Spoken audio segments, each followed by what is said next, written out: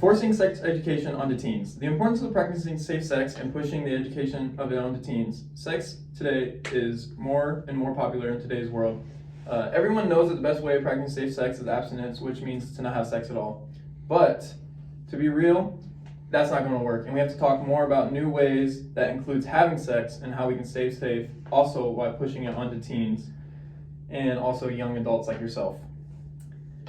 To be real, everyone has their own opinion on how they feel about sex. Some people believe that it should be sentimental experience with another person, and some just do it just for the physical experience.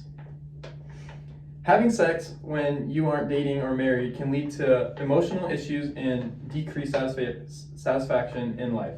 Having sex in a relationship causes healthy relationship when done regularly and can also help with mental health.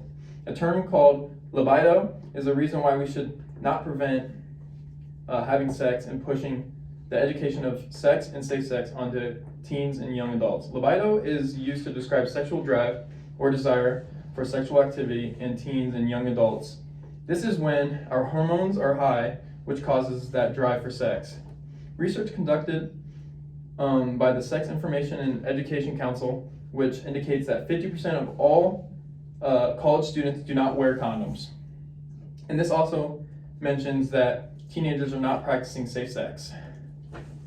What are some of the current practices and consequences of unsafe sex?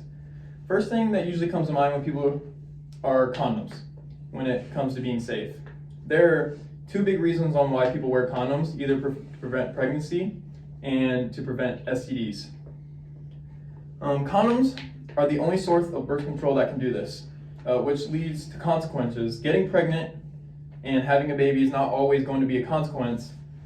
Being a teen, though, and even young adults are thoughts that on not having a baby or pregnancy. Along with every human being does not want to get an STD, even an STI. Even though STIs can be treated, but still definitely you don't want one. STDs, such as HIV, is the most known, can have serious side effects on your body and can shorten your life.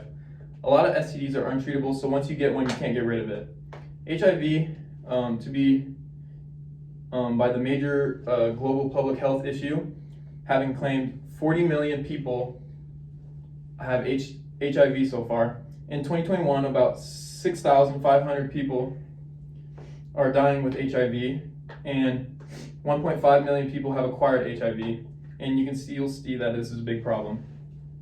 In today's society, teens don't really learn about sex through school. They either learn from their friends or family, which could ruin their ideas on sex or potentially make it beneficial. A school in California did a study on a 1-year impact of reducing the risk on a delay of sexual intercourse initiation and safe sex practices among a sample of 9th graders in a town who averaged the teen birth rate from 2009 to 2011 was 60%. 1,000 teens aged 15 to 19. The study reported that students knew more about HIV knowledge and increased the parents' communication. With decrease in intention to sexual intercourse and having positive attitudes to teen pregnancy, this is where schools need to do a better job in teaching teens about sex, because when I was in school, we was just told not to have sex because that's the best way to be safe. I believe the most common way teens learn is through their friends. Learning about sex by talking to your friends may not be the best and most educational way to learn, but it's less awkward, and a way to learn, and learning it from your friends kind of pressures people into having sex because everyone's talking about it or having sex. Which is another good way to learn is by just experience, hoping you don't have a bad first experience. Experience is just how everyone learns about anything. Some may argue that it is parents' right to and should teach their kids more about sex education rather than in schools. This is correct to an extent. Parents should promote safe sex rather than teaching them because there are just some things sex education teachers know more about than a parent. Learn from an actual source. You tend to listen more and is less awkward than talking to your parents about it. It's important that parents and their kids are important for parents to know that their kids are most likely having sex or some sort of sexual activity. And you need to know that the best advice for them is just to be safe. As a parent, you could put your daughter on birth control or buy your son some condoms. A personal experience of mine is that my mom one time bought me condoms and then put them in a cookie jar that was shaped like a cat, and then she just told me to be safe and then just kept them in the cookie jar. To conclude the speech on how teens should be practicing sex more, and how education needs to be pushed more on these teens through schools more than anything, along with the parents promoting it and less talking to friends on what to do.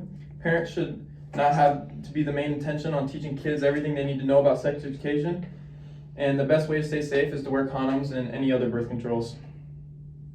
Thank you.